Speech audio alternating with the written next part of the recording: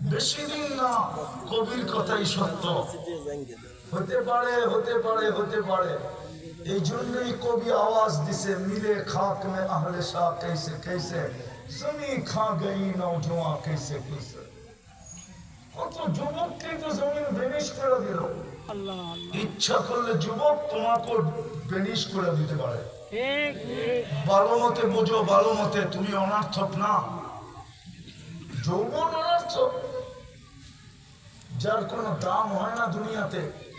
সমগ্র সৃষ্টির সম্পদ, সমগ্র সৃষ্টির সম্পদ দিয়ে এক যৌবন কিনা যায় না। এক যৌবন, যৌবন কি হারবালে পাওয়া যায়? হ্যাঁ না, পাওয়া যায়? কলিকাতায় পাওয়া যায় না?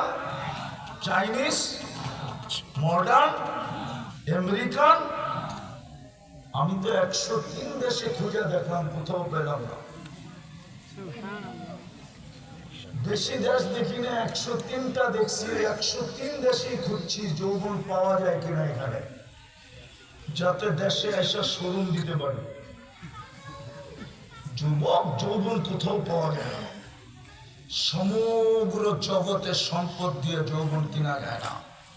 তুমি অনর্থক হও কি করে? হায় হায়, নারীর নারীত্ব অনর্থক হয় কি করে? পুরুষের পুরুষত্ব অনর্থক হয় কি করে? কোরআন তো এটাই বলে, আফাহাসিবতুম আন্নামা খালাকনাকুম আবাস। তুই অনর্থক। ওয়া ইলাইনা তুরজাউন। আফাহাসিবতুম আন্নামা খালাকনাকুম আবাস ওয়া আন্নাকুম ইলাইনা তুরজাউন।